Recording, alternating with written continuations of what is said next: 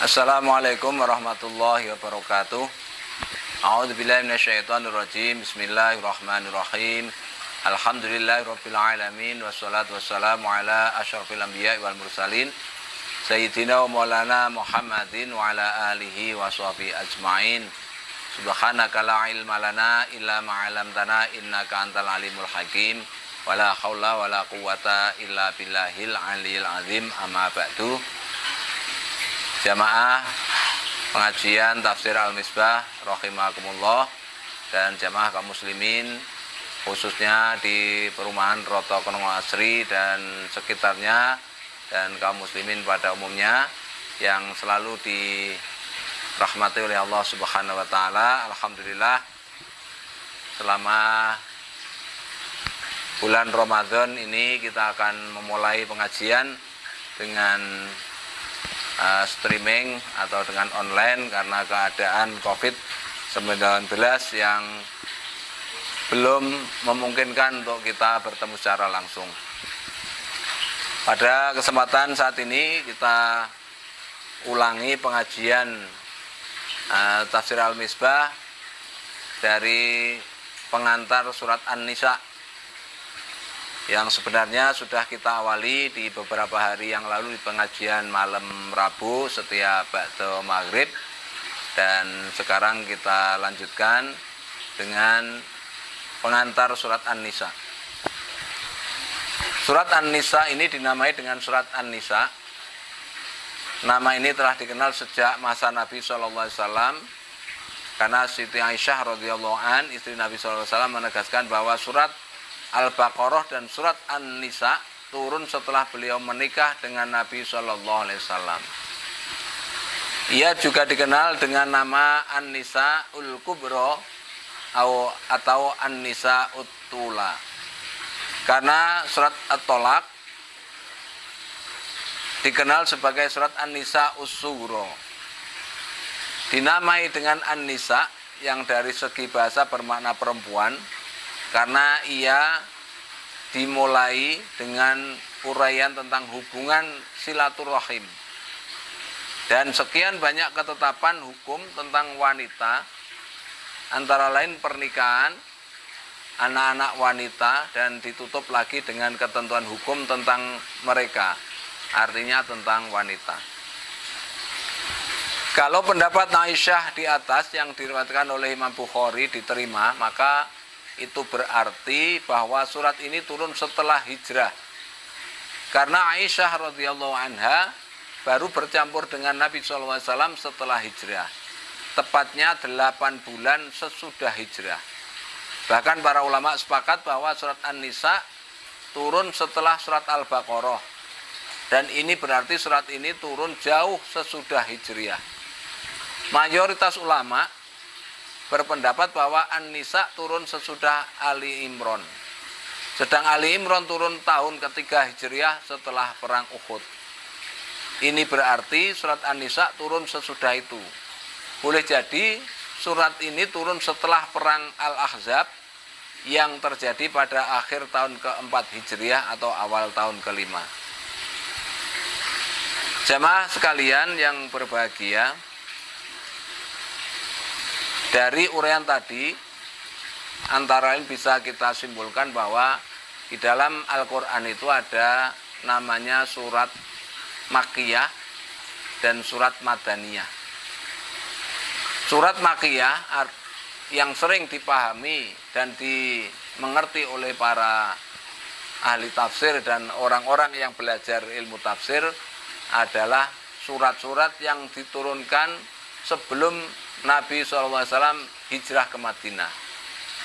Adapun surat Madaniyah adalah surat-surat yang turun setelah Nabi hijrah.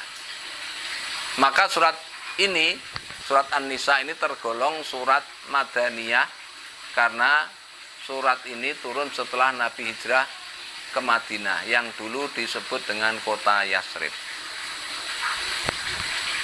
Banyak ciri-ciri, antara lain tanda-tanda surat Makkiyah ada itu, yaitu suratnya pendek-pendek, kemudian tentang ketauhidan, kemudian ada beberapa lagi, dan ciri-ciri atau tanda-tanda surat Madaniyah itu antara lain bahwa suratnya panjang-panjang, kemudian ayat yang diseru yaitu dengan ya ayyuhalladzina amanu. Tetapi berbeda dengan surat An-Nisa ini. Maka nanti ada penjelasan, karena surat ini dimulai dengan ya ayyuhan nas. Baiklah, kita mulai dengan ayat yang pertama. A'udzubillahi minasyaitonirrajim. Bismillahirrahmanirrahim. Ya ayyuhan nasu taqu rabbakumul ladzi khalaqakum min nafsin wahidatin wa khalaqa minha zawjaha wa bassa minhuma rijalan katsiran wa nisaa'a. Wattaqullaha alladzi tasaaluna bihi wal arham innallaha kana 'alaikum raqiba. Wahai sekalian manusia, bertakwalah kepada Tuhanmu yang telah menciptakan kamu dari diri yang satu dan menciptakan darinya pasangannya. Allah memperkembangbiakkan dari keduanya laki-laki yang banyak dan perempuan. Dan bertakwalah kepada Allah yang dengan namanya kamu saling meminta dan hubungan silaturahim. Sesungguhnya Allah Maha mengawasi kamu. Jamaah sekalian, setelah jelas persoalan kitab suci yang merupakan jalan menuju kebahagiaan, dan jelas pula asas dari segala kegiatan yaitu tauhid, maka tentu saja diperlukan persatuan dan kesatuan dalam asas itu. Nah, surat An-Nisa mengajak agar senantiasa menjalin hubungan kasih sayang antar seluruh manusia. Karena itu ayat ini walau turun di Madinah, yang biasanya panggilan ditujukan kepada seluruh orang atau kepada orang yang beriman, ya ayyuhalladzina amanu, yang saya sebutkan di depan tadi, tetapi demi persatuan dan kesatuan, ayat ini mengajak seluruh manusia yang beriman dan yang tidak beriman, maka diseru oleh wahai sekalian manusia, ya ayyuhan nas. Ini jarang terjadi di dalam ayat Al-Quran yang surat Madaniyah, karena ya ayyuhan nas, ya ayyuhalladzina kafaru itu mayoritas adalah ayat surat-surat yang turun di Makkiyah. Tetapi dengan alasan tadi, menurut mufassirnya, wahai sekalian manusia, bertakwalah kepada Tuhanmu yang telah menciptakan kamu dari diri yang satu. Diri yang satu ini adalah yakni Nabi Adam alaihissalam atau jenis yang sama. Tidak ada perbedaan dari segi kemanusiaan atau seorang manusia dengan yang lain. Dan Allah menciptakan darinya, yakni dari diri yang satu itu pasangannya, dan dari keduanya, yakni dari Adam dan istrinya Siti Hawa, atau dari lelaki dan perempuan yang berpasangan itu. Kemudian Allah memperkembangbiakkan laki-laki yang banyak dan perempuan. Dan bertakwalah kepada Allah dengan namanya, kamu saling meminta dan pelihara pula hubungan silaturahim. Maka jangan putuskan hubungan tersebut, karena apapun yang terjadi sesungguhnya Allah terus menerus, sebagaimana dipahami dari kata kana, innallaha kana alaikum raqiba. Kana itu kemudian Maha mengawasi, karena Allah selalu mengawasi kita sekalian. Jamaah sekalian, sebagai penutup untuk pertemuan yang pertama ini, jadi kita itu tercipta dari jenis yang sama, artinya dari Nabi Adam yang dulunya diciptakan oleh Allah dari turab. Kemudian Nabi Adam ini awalnya sebenarnya diciptakan oleh Allah di dalam surga. Kemudian dengan proses yang panjang. Kemudian Allah atau Nabi Adam meminta teman, kalau bisa dikatakan demikian.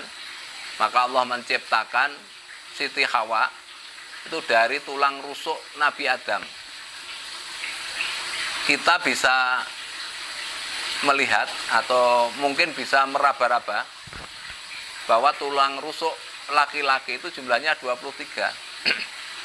Nah, kalau tulang rusuk perempuan itu jumlahnya 24.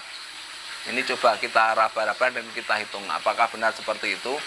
Ini banyak keterangan yang mengatakan bahwa Siti Hawa itu diciptakan dari tulang rusuk Nabi Adam alaihissalam.